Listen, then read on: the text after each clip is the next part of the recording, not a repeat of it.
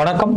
நேற்று மார்க்கெட் சூப்பராக almost 230 points. நான் சொல்கிறது வந்து ஃபியூச்சர்ஸில் நிஃப்டி வந்து சூப்பராக போச்சு. நிறைய பேருக்கு வந்து கேள்வி இருக்குது, மார்க்கெட் எங்கே போக போகுதுன்றது. ஒரு சின்ன அதை பற்றி விளக்கம் பார்த்துட்டு நேற்று மாதிரியே இன்றைக்கும் வந்து ஒரு செக்டர் பற்றி நம்ம பேசலாம். நேற்று வந்து நம்ம பவர் செக்டார் பற்றி பேசியிருந்தேன். நான் ஸ்டாக் ஸ்பெசிஃபிக்காக பேசல, பட் உங்களுக்கு ஹிண்ட் கொடுத்துருந்தேன். நம்ம தான் எந்த ஸ்டாக்காக இருந்தாலும் நம்ம வந்து வந்துச்சுன்னா நல்ல ஆப்பர்ச்சுனிட்டி இருந்துச்சுன்னா நான் வந்து உங்கள்கிட்ட ஷேர் பண்ணிட்டு இருக்கேன். இதே மாதிரி இன்னைக்கு ரியல் எஸ்டேட் பற்றி நம்ம பார்க்கலாம். பவர் செக்டாரில் அடுத்த 10 வருஷம் என்ன ட்ரெண்ட் இருக்கும்ன்றது நம்ம பேசணும். இதே மாதிரி ரியல் எஸ்டேட் செக்டார் பற்றி ஓரளவுக்கு நம்ம வந்து இன்டெப்த் பார்க்கலாம். என்னன்னா அந்த செக்டாரில் வந்து என்னென்ன ஸ்டாக்ஸ் பற்றி நம்ம பார்க்கலாமான்றது முடிவு பண்ணலாம். இப்போ நம்ம பார்த்துட்டு இருக்கிறது வந்து நிஃப்டியோட டே சார்ட்.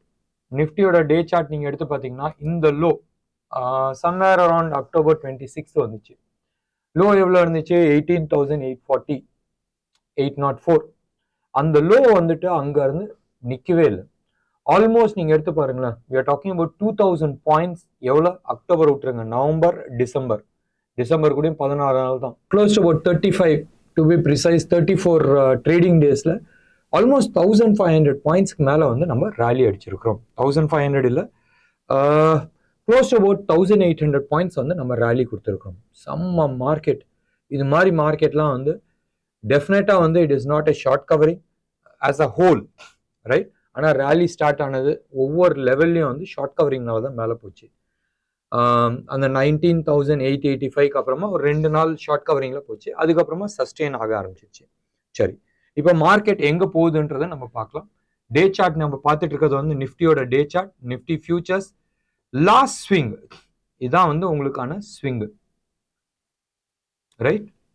ஸோ நான் swing high and swing low போட்டேன். கடைசி மேஜர் ஸ்விங் அண்ட் ஆல்மோஸ்ட் அந்த லெவலில் தான் வந்து இப்போதைக்கு மார்க்கெட் நிற்கிது. ஸோ இந்த லெவல்ல இருந்து கரெக்ஷன் ஆகுமா சொல்ல தெரியாது. ஏன் சொல்ல தெரியாது? நிறைய இடத்துல வந்து மார்க்கெட் வந்து பயங்கர புல்லிஷா இருக்கு. நிறைய விஷயங்கள் செக்டர் வைஸ் ஃப்ரைடே இன்னைக்கு எடுத்துக்கலாம். நேற்று வந்து மெயின்லி பிகாஸ் ஆஃப் ஐடி தான் வந்து மார்க்கெட் தூக்கிச்சு. இன்ஃபோசிஸ், டிசிஎஸ் இவங்களாம் வந்து செம்ம தூக்குனாங்க. காரணம் தேர்ஸ்டே அன்னைக்கு, வெனஸ்டே அன்னைக்கு நாஸ்டாக் வந்து தூக்குச்சு. Nasdaq is all about technology stocks. அவங்க நியூ ஆல் டைம் ஹை பண்ணும் போதும் நம்ம ஊர் ஏன் சும்மா இருக்கணும்? ரிஃப்ளெக்ஷன் தானே. அங்கே ஏடிஆர் தூக்குச்சுன்னா டெஃபினட்டா இங்கே வந்து தூக்கி தானே ஆகணும். ஸோ அதே ரிஃப்ளெக்ஷன்ல தான் வந்து இங்கே தூக்க ஆரம்பிச்சிச்சு. ஸோ டிசிஎஸ், இன்ஃபோசிஸ் என்ன வெயிட்டேஜ் இருக்குன்றது உங்களுக்கு தெரியும். இது இல்லாத விப்ரோ பற்றி நம்ம பார்த்தோம். விப்ரோ ஒரு பிரேக் அவுட் லெவலில் இருக்கு. அண்ட் ஹெச்சிஎல்லும் வந்து நேற்று நல்லா பர்ஃபார்ம் பண்ணிச்சு. இது இல்லாத நீங்கள் மற்ற ஸ்டாக்லாம் இருக்குல்ல, எல்என்டி மைண்ட்ரி, அதுக்கப்புறமா பர்சிஸ்டன்ட்டு, இவங்களாம் வந்து ஆல்ரெடி நல்லா பண்ணிட்டு இருக்காங்க. ஸோ ஒரு ரிவர்சல் பேட்டர்னான்றது தெரியாது, பட் டெஃபினட்டாக வந்து வெனஸ்டே அன்னைக்கு ஏடிஆர் கவர் ஆனதுக்கு ரிஃப்ளெக்ஷன் நேற்று வந்து இந்தியன் மார்க்கெட்ல இது தெரிஞ்சிச்சு. ஒன்று. ரெண்டாவது, யூஎஸ்ல இன்ட்ரெஸ்ட் ரேட் குறைக்க போறாங்க போதும் டெஃபினட்டா நெக்ஸ்ட் இயர்க்கான பிளானிங் மோஸ்டே ஜனவரி ஃபர்ஸ்ட் வீக்ல வந்து பண்ணுவாங்க. அந்த பிளானிங்ல ஐடிக்கான எக்ஸ்பென்சஸ் கொடுப்பாங்க. அந்த எதிர்பார்ப்புல தான் வந்து மார்க்கெட் தூக்குச்சு இந்தியன் மார்க்கெட். சரி, வேற என்ன செக்டர் சப்போர்ட் பண்ணுது? பேங்கிங் செக்டர் டெம்பரரியா வந்து சப்போர்ட் பண்ணிச்சு. In particular private sector. ஏன் பிரைவேட் செக்டர் சப்போர்ட் பண்ணிச்சு? 2-3 ரீசன்ஸ் நம்ம எடுத்துக்கலாம். ஃபர்ஸ்ட் வந்து ஹெச்டிஎஃப்சி பத்தி பேசலாம். எம்எஸ்சிஐ இண்டெக்ஸ்ல வந்து ஹெச்டிஎஃப்சியோட வெயிட்டேஜ் வந்து இன்க்ரீஸ் பண்றாங்க. அந்த வெயிட்டேஜ் இன்க்ரீஸ் பண்றதுல தான் நிறைய இண்டெக்ஸ் ஃபண்ட்லாம் இருக்குல்ல, இண்டெக்ஸ் ஃபண்ட் பேஸ் பண்ணி இன்வெஸ்ட் பண்றது. லாஸ்ட் 2 டேஸா அதுல தான் வந்து இன்வெஸ்ட்மெண்ட்ஸ் போயிட்டு இருக்கு. முந்தா நேற்று தேர்ஸ்டே அன்னைக்கு நீங்க எடுத்துட்டீங்கன்னு சொன்னால் ஆல்மோஸ்ட் 4,500 crores. அது ஆக்சிஸ் பேங்க் ட்ரேடிங். நேற்று வந்து 9,000 crores வந்து ப்ரிடாமினன்ட்லி எஃப்ஐஐஸ் வாங்கினது வந்து ஹெச்டிஎஃப்சி பேங்க். அந்த ரீபேலன்சிங் கோசரம் எம்எஸ்சிஐ இண்டெக்ஸ் வந்து ரீபேலன்சிங் கோசரம் கீழே வருமா? வரத்துக்கு நிறைய சான்சஸ் இருக்கு. நெகட்டிவ் டைவர்ஜென்ஸ் இருக்கு ஹெச்டிஎஃப்சியை பொறுத்த வரைக்கும். கோடெக் பேங்க்கும் சம்வேர் சம்திங் சிமிலர் இதே சினாரினால தான் மேலே ஏறிச்சு. ஐசிஐசிஐ, ஆக்சிஸ் பேங்க் டெக்னிக்கலி அது வந்து மேலே மூவ் ஆயிருக்கு. ஸோ எந்த செக்டர் வந்து அப் மூவ் கொடுக்கும்? எந்த செக்டருமே இன்னம்லாம் கிடையாது ஆல்மோஸ்ட், ரைட்? எல்லாமே வந்து ஓவர் ரேலி ஆயிருக்கு. டெஃபினட்டா ஒரு புல் பேக் வரதுக்கான வாய்ப்புகள் நிறைய இருக்கு. கரண்ட் லெவல்ல இருந்து நான் மேலே போகாதுன்னு நான் சொல்ல, பட் மூமெண்ட் வந்து கொஞ்சம் லாகிங்காக இருக்கிறதுக்கான சான்சஸ் இருக்கு. இந்த ஸ்விஃப்ட்னஸோட போகுமான்றது சொல்ல தெரியாது. வெயிட் பண்ணி பார்க்கலாம். ஓவர் சோல்ட் ஜோன்ல இருந்து நிறைய இருக்கு அண்ட் ப்ராஃபிட் டேக்கிங் வரதுக்கான வாய்ப்புகள் நிறைய இருக்கு. 19,000 ஜோன்ல யாரெல்லாம் என்டர் பண்ணாங்களோ ஸோ டெஃபினட்டா அவங்களாம் வந்து ப்ராஃபிட் பண்றதுக்கான சான்சஸ் நிறைய இருக்கு. ஸோ வெயிட் பண்ணி பார்க்கணும் ஒன்று. ஸோ இது வந்து ஓவர் சோல்ட் ஜோன் இதெல்லாம் நான் பேசினது. நாளைக்கே போய் புட்டு வாங்கிடாது. ஸோ நிறைய பேர் இந்த தவறு பண்றீங்க. புட்டு வாங்குறீங்க இல்ல ஷார்ட் பண்றீங்க, மார்க்கெட் ஷார்ட் பண்றீங்கன்னு சொன்னால் ஃபர்ஸ்ட் சிக்னல் வரட்டும். இது ஓவர் சோல்டு ஏரியான்னு நினைச்சிட்டு நீங்க இது பண்ணாதீங்க. பைக் நீங்க ஓட்டுறீங்க இல்ல கார் நீங்க ஓட்டிட்டு இருக்கீங்க, ஆக்சிலரேட்டர் நீங்க கொடுத்துருக்கீங்க, ஆக்சிலரேட்டரை விட்டு காலை எடுத்துட்டுனா ஏதாச்சும் ஒரு காலகட்டத்தில் வந்து நிற்கும். பட் நிற்கிறதுக்கு அர்த்தம் வந்து வண்டி யூ டர்ன் அடிச்சு திரும்பி வரும்ன்ற அர்த்தம் கிடையாது. மேபி நிற்கலாம், சைட்வேஸ் போகலாம், இல்லை மறுபடியும் அந்த அப் ட்ரெண்டை வந்து ஸ்டார்ட் பண்ணலாம்.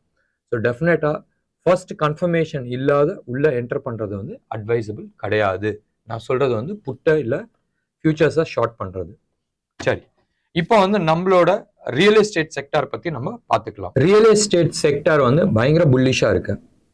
சார்ட்டை கொடுத்து நம்ம அப்புறமா பேசலாம். கதை பேசிக்கலாமே. கதையில வந்து ரொம்ப சிம்பிளான விஷயம். நம்ம ஊர் ஏற்கனவே வந்து பயங்கர சென்டிமெண்டலா லாக் ஆகும். ஸோ எது இருந்தாலும் ஃபர்ஸ்ட் சரியா, ஃபர்ஸ்ட் பையன் வேலைக்கு போறான்னு சொன்னா வீடு வாங்கிடுவாங்க. கடனை விட போட்டு வீடு வாங்கிடுவாங்க. வீடு வாங்குறது அட்வான்டேஜா இல்லையான்றது அந்த ஆர்கியூமெண்ட்ல நான் இப்போ போகல. ஏன்னு சொன்னால் அது வந்து மோர் நெகட்டிவா போறதுக்கான சான்சஸ் இருக்கு. நம்ம அதை பத்தி பேச வேணாம், அது தூக்கி அப்படி ஓரத்தில் வச்சுக்கலாம். பட் செக்டார் வைஸ் என்ன பண்ணுதுன்னு சொன்னால் செக்டார் பயங்கர புல்லிஷா இருக்கு. அண்ட் புல்லிஷ்கான காரணம் லாஸ்ட் 3 இயர்ஸா பயங்கர ஏர்னிங்ஸ் வந்து நிறைய பேர் வந்து சம்பாதிச்சிருக்கிறாங்க. ஒன்று. ரெண்டாவது, நிறைய புது வேலை வாய்ப்புகள் வந்துட்டு இருக்கு. கேட்கலாம், நிறைய பேர் வேலை இல்லாத இருக்கிறாங்க, வேலை விட்டு தூக்கிட்டு இருக்காங்க, நீ என்னடா வேலை வாய்ப்பு நிறைய இருக்குன்னு சொல்றிய? எஸ், பழைய இடத்துல வந்து நிறைய வேலை வாய்ப்பு போயிட்டு இருக்கு. மெயினா ஐடி ஆகட்டும், செக்டார் மாறுதுல்ல, அந்த மாதிரி சேஞ்சிங் செக்டார்ல வந்து வேலை வாய்ப்பு போயிட்டு இருக்கு. பட் நியூ செக்டார்ல வந்து நிறைய ஆட்கள் தேவைப்படுது. ஏஐ ஆகட்டும், இவி ஆகட்டும். ஸோ நிறைய புது டெக்னாலஜிஸ்லாம் வந்து இப்போ மேனுஃபேக்சரிங் எடுத்துருங்க, எலக்ட்ரானிக் மேனுஃபேக்சரிங் எடுத்துப்பாங்க. ஸோ நிறைய செக்டார்ஸ்ல வந்து நியூ செட் ஆஃப் ஸ்கில் செட்ஸோட நிறைய ஆட்கள் தேவைப்படுது. ஸோ வேலை வாய்ப்பு நிறைய புதுசா வந்துட்டு இருக்கு. ஒன்று, நிறைய ஆட்கள் தேவைப்படுது. ஸோ இவங்கெல்லாம் என்ன பண்ண போறாங்கன்னா ஒரு பீரியட் ஆஃப் டைம், ரைட், அடுத்த ஒரு 5 வருஷம் நீங்க எடுத்துங்களேன், 10 வருஷம் நீங்க எடுத்துங்களேன். ஸோ இந்தியாவோட க்ரோத் ஸ்டோரி டெஃபினட்டா அடுத்த 10-12 இயர்ஸ் வந்து இந்தியாவோட க்ரோத் ஸ்டோரி இருக்க போகுது. அப்ப எல்லாருமே வந்து வீடு வாங்கணுன்ற டார்கெட் வரும். ரெண்டாவது வந்து ரியல் எஸ்டேட்னா வெறும் வீடு மட்டும் கிடையாது. ஃபேக்ட்ரிஸ் கட்டுறது, ஆஃபீஸ் காம்ப்ளெக்ஸஸ் கட்டுறது, ஷாப்பிங் காம்ப்ளெக்ஸ் கட்டுறது, மற்ற வியாபார ரிலேட்டட் கன்ஸ்ட்ரக்ஷன்ஸ். ஸோ அப்படி இருக்கும் போதும் டெஃபினட்டா இது எல்லாமே க்ரோ ஆகும். நீங்க எடுத்து பாருங்களா, ஒரு இடத்துல ஒரு சின்ன ஃபேக்ட்ரி வருது, ஒரு 1000 பேர் வேலை பண்ற மாதிரி ஒரு ஃபேக்ட்ரி வருதுன்னா அதை சுத்தி வந்து டெவலப்மெண்ட் ஒர்க் இருக்கும், அதை சுத்தி வந்து ஷாப்பிங் நிறைய வரும், டீ கடை, ஹோட்டலு, ட்ரெஸ்ஸிங்கு, செல்போன் கடை, இது மாதிரிலாம் வரும். ஸோ அந்த இடத்துல ஆக்டிவிட்டிஸ் இன்க்ரீஸ் ஆகும் போதும் ரியல் எஸ்டேட் பிஸ்னஸ் தூக்க தான் செய்யும். ஸோ இது வந்து வெறும் ஸ்பெசிஃபிக்கா சிட்டி மட்டும் கிடையாது. டயர் 1 வந்து ஏற்கனவே பிச்சுக்கிட்டு போகுது. சென்னை ஆகட்டும், டெல்லி ஆகட்டும், பெங்களூர் ஆகட்டும், ஹைதராபாத் ஆகட்டும், பூனே ஆகட்டும், ஸோ எல்லா இடத்துலையுமே வந்து பிச்சுக்கிட்டு போயிட்டு இருக்கு ரியல் எஸ்டேட். ரெண்டாவது நீங்க எடுத்துக்கிட்டீங்கன்னா டயர் 2, டயர் 3 சிட்டிலேயும் வந்து நிறைய டெவலப்மெண்ட்ஸ் போயிட்டு இருக்கு. ஏன்னு சொன்னால் நிறைய ஃபேக்ட்ரிஸ் நீங்க ஆஃப்லேட் நீங்க எடுத்துக்கிட்டீங்கன்னு சொன்னால் டயர் 2, டயர் 3 சிட்டிஸ்க்கு தான் போறாங்க. இல்ல ஃப்ரெஷ்ஷா வந்து கிரவுண்ட் ஜீரோல இருந்து ஆரம்பிக்கிறாங்க. பிரவுன் ஃபீல்ட் சிட்டிஸ் மாதிரி டெவலப்மெண்ட் பண்ணிட்டு இருக்காங்க. ஸோ அந்த இடத்துல எல்லாமே ரியல் எஸ்டேட் பயங்கரமா வந்து க்ரோ ஆக போகுது. ஸோ இதான் வந்து க்ரோத் ஸ்டோரி. ஏன் ரியல் எஸ்டேட் மேல போகுதுன்றதுக்கு ஒன்று. நம்ம சார்ட் வைஸ் நம்ம பார்க்கலாம். இப்ப பார்த்துட்டு இருக்கிறது வந்து ரியல் எஸ்டேட் செக்டாரோட டெய்லி சார்ட். டெய்லி சார்ட்ல என்னடா நவம்பர்ல இருந்து தானே மேல தூக்கி இருக்கு, இப்படி பார்க்க கூடாது இந்த சார்ட்டை. இந்த சார்ட்டை மந்த்லி சார்ட்டா நீங்க பாருங்க. மந்த்லி சார்ட் 2023 மார்ச்ல இருந்து மேல தூக்கிட்டு இருக்கு, ஒரு கரெக்ஷனும் இல்லாது. ஆல்மோஸ்ட் 9 months வந்து ஒரு கரெக்ஷனும் இல்லாத போயிட்டு இருக்கு. அந்த இதுக்கான ரீசன் என்னதுன்றது உங்களுக்கு இப்ப தெரிஞ்சிருக்கும். நான் 2 ட்ரெண்ட் லைன் நான் போடுறேன். இது ஏற்கனவே வந்து ஜோஹோ மீட்டிங்ல எனக்கு தெரிஞ்சு ஃபர்ஸ்ட் மீட்டிங்கா இல்லை செகண்ட் மீட்டிங்ல இதை பத்தி நான் டிஸ்கஸ் பண்ணியிருக்கேன். அண்ட் இந்த 2 ட்ரெண்ட் லைன் நான் இன்னொன்று ட்ரெண்ட் லைன் நான் கொடுத்துட்றேன். இந்த இது சரியா, ஃபர்ஸ்ட் ட்ரெண்ட் லைன் 534 அது கிராஸ் ஆகும்போதே வந்து நிறைய தடவை வந்து நான் வீடியோல சொல்லியிருக்கிறேன். அண்ட் அது வந்து 2010 வந்து ஹை, 2010 அக்டோபர்ல வந்து ஹை. அதுக்கு முந்தின ஸ்விங் ஹை நீங்க எடுத்துக்கிட்டீங்கன்னு சொன்னா 2009 அக்டோபர், ஒரு வருஷத்துக்கு முன்னாடி வந்து ஹை. இப்ப கடைசியா போட்டிருக்கிறது வந்து 790 ஜோன்ல போட்டிருக்கிறது வந்து 2008 ஆகஸ்ட், ரைட்? ஸோ அந்த ஹைக்கு வந்து இப்ப கரண்ட் லெவல்ல வந்து ஒரு 30 பாயிண்ட் 20 பாயிண்ட் தான் வந்து தள்ளி இருக்கு. இப்ப இந்த லெவலை வந்து பிரேக் பண்ணுமா? சூப்பர் டூப்பரா பிரேக் பண்றதுக்கான சான்சஸ் இருக்கு. காரணம், போன மாசம் ஒரு பெரிய பார், இந்த மாசம் வந்து ஆல்மோஸ்ட் ஒரு பார் இருக்கு. இந்த 20 பாயிண்ட் போயிட்டு மேல பிரேக் அவுட் ஆயிட்டு ரிவர்ஸ் ஆகுமா? இதெல்லாம் இருக்கட்டும், இதெல்லாம் நம்ம கதை கிடையாது. பட் பேசிக்கா ஒன்னே ஒன்று ஞாபகம் வச்சுங்களேன், 2009 ரொம்ப 2008 வந்து வந்த ஹையை வந்து பிரேக் பண்ணுது. we are talking about 15 years லெவலை வந்து பிரேக் பண்ணுது. அந்த லெவலை பிரேக் பண்ணா ஸ்டாக் எங்க பிச்சுக்கிட்டு போகுன்றதை யோசனை பண்ணி பாருங்க. இது செக்டர். ஸோ செக்டார் வந்து இப்படி பிச்சுக்கிட்டு போகுதுன்னு சொன்னால் என்ன பண்ண போகுதுன்றது நீங்க யோசனை பண்ணி பாருங்க. நான் ஃபர்ஸ்ட் கதை சொல்லிட்டேன், என்ன காரணத்தினால ரியல் எஸ்டேட் செக்டர் தூக்குன்றது. அடுத்தது செக்டோரியல் இண்டெக்ஸ் வந்து நான் உங்களுக்கு காட்டியிருக்கிறேன். வாங்க ஸ்டாக் ஸ்பெசிஃபிக்கா நம்ம வந்து போய்க்கலாம். இதுல வந்து ஃபர்ஸ்ட் வந்து டிஎல்எஃப் க்ளோஸ் டு அபவுட் 26.6% வந்து ஹோல்ட் பண்ணுது செக்டோரியல் இண்டெக்ஸ்ல. எல்லாத்தையுமே வந்து நான் மந்த்லி சார்ட்டாவே நான் காட்டுறேன், உங்களுக்கு வந்து தெரிஞ்சிருக்கும். ரியல் எஸ்டேட் செக்டாரும் டிஎல்எஃப்பும் வந்து எந்த லெவல்ல இருக்குன்னு. இந்த ஸ்டாக் அரௌண்ட் 300 ருபீஸ்ல வந்து நான் டிஸ்கஸ் பண்ணேன்.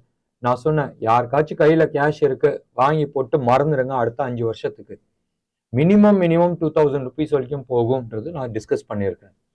நம்ம யூடியூப்ல நீங்க போய் பாருங்களேன், அதுல வந்து உங்களுக்கு தெரியும். அண்ட் இன்னைக்கு வந்து ஆல்மோஸ்ட் நான் சொன்ன லெவலுக்கு மேல வந்து 100%க்கு மேல வந்து டிராவல் ஆகி போயிட்டு இருக்கு. இதுக்கு அடுத்தது வந்து காட்ரேஜ் ப்ராப்பர்ட்டி. இது வந்து நம்ம ஜோஹோ மீட்டிங்லயே வந்து டிஸ்கஸ் பண்ணியிருக்கிறோம். அதே மாதிரி நம்ம யூடியூப்லயும் இதை பத்தி நம்ம டிஸ்கஸ் பண்ணியிருக்கிறோம். என்ன டிஸ்கஸ் பண்ணியிருக்கிறோம்? காட்ரேஜ் ப்ராப்பர்ட்டி மந்த்லி லெவல் இப்ப ரைட் நவ் 2000ல இருக்கு. அடுத்த 6 மாசத்துல வந்து 3000 போகுது. ஸோ 50% அப்சைடுக்கான மூவ்மெண்ட்ஸ் இருக்கு. இதுக்கு அடுத்தபடியா நம்ம எடுத்துக்கிட்டோம்னு சொன்னா ஓப்ராய் ரியாலிட்டிஸ் நீங்க வந்து எடுத்து பாருங்களேன், என்ன சூப்பர் டூப்பரா போயிட்டு இருக்கு. New all time high every day போயிட்டு இருக்கு. Prestige Bangalore based company. And இந்த லெவல்ல நீங்க இன்வெஸ்ட் பண்ணுவீங்களான்னு கேட்டால் கொஞ்சம் அவாய்ட் பண்ணிக்கலாம். எப்படி வந்து ஆர்இசிஓ பிஎஃப்சிஓ நான் வந்து சொன்னனோ அதே மாதிரிதான் இது ரொம்ப ரன் அப் ஆயிருக்கு. we have to wait. Prestige வந்து உங்களுக்கு தெரியும், one of the prestigious real estate company in Bangalore. அதே மாதிரி தான் பிரிகேட் வந்து not only into real estate, they are also into ரீட்ஸ்ன்றது உங்களுக்கு வந்து தெரியும். நீங்க வந்து ஸ்கொயர் ஃபீட் கணக்கில் இன்வெஸ்ட் பண்ணணும். நம்ம ஷேர் மாதிரி நீங்க வந்து ஒரு 10 ஸ்கொயர் ஃபீட் வாங்கணும்னா வாங்கிக்கலாம். ஸோ ரீட்ஸ்க்கு வந்து இவங்க வந்து ரொம்ப பேர் போனவங்க. பிரஸ்டீஜும் அதே மாதிரி தான் பண்ணிட்டு இருக்காங்க. எப்படி பிரஸ்டீஜ் வந்து பயங்கரமா ரன் அப் ஆச்சோ இதே மாதிரி தான் இதுவும் ரன் அப் ஆயிருக்கு. அடுத்தது வந்து மகா லைஃப்னு இருக்கு, கொஞ்சம் தடுமாற்றம் இருக்கு. ப்ராபப்ளி வெயிட் பண்ணி நீங்க வந்து பை பண்ணலாம். அடுத்தது வந்து இந்தியா புல் ஹவுசிங் ஃபைனான்ஸ். இதுல வந்து நிறைய பிரச்சனைகள் இருக்கு, கொஞ்சம் ஏந்திரிச்சு வரணும். எந்த லெவல்ல வரலாம்? 90 ரூபாய்க்கு மேல வந்து கன்சிடர் பண்ணுங்க. பட் மினிமல் இன்வெஸ்ட்மெண்ட்ல ஆரம்பிங்க. ஃபுல் அமௌண்ட் தூக்கிட்டு போய் இதுல போட வேண்டாம். இதுக்கு அடுத்தபடியா ஷோபாவும் வந்து ஆல்மோஸ்ட் டபுள் டாப்ல வந்து நின்றுட்டு இருக்கு. உடைக்கிட்டுமே அந்த லெவலை உடைச்சு நிக்கட்டும். எந்த லெவலு? இந்த லெவல் 1044 1050 வரட்டுமே, அதுக்கப்புறமா நம்ம பார்த்துக்கலாம். என்ன நேர்களே, உங்களுக்கு ஒரு ஐடியா வந்திருக்கும் இந்த செக்டார்ல எந்த ஸ்டாக் பிக்அப் பண்ணுன்றது. நான் ஸ்டாக் ஸ்பெசிஃபிக்கா நான் சொல்லல, நான் ஸ்டாக்கை ஓவராலா வந்து உங்களுக்கு காட்டியிருக்கிறேன். ஸ்டாக்குக்கான டார்கெட்ஸ் நான் பேசல, டெஃபினட்டா அதை பத்தி நம்ம டிஸ்கஸ் பண்ணலாம். ரெண்டாவது கேள்வி, இதை பத்தி ஊருக்கே தெரியுமே, ரியல் எஸ்டேட் செக்டார் தூக்கிட்டு போயிட நீ என்னடா சொல்ல போறேன்னு சொன்னால், நான் சொல்றது வந்து அடுத்த 2 மாசம் 3 மாசத்துக்கு நான் சொல்லு.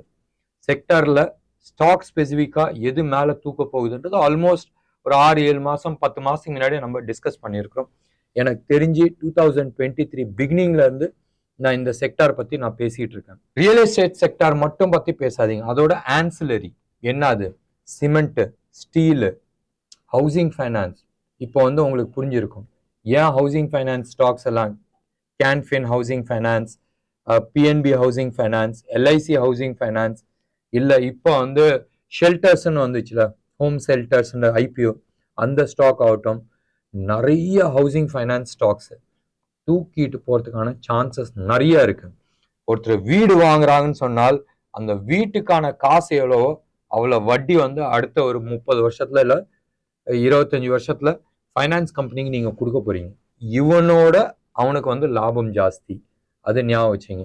சிமெண்ட் செக்டார் எந்த லெவல்ல வந்து தூக்க போகுதுன்றது உங்களுக்கு தெரியும். ரியல் எஸ்டேட் அசியூம் லாஸ்ட் 70-75 வருஷத்துல நம்ம ரியல் எஸ்டேட் செக்டாரை வந்து என்ன பார்த்தோமோ அது வெறும் 5%.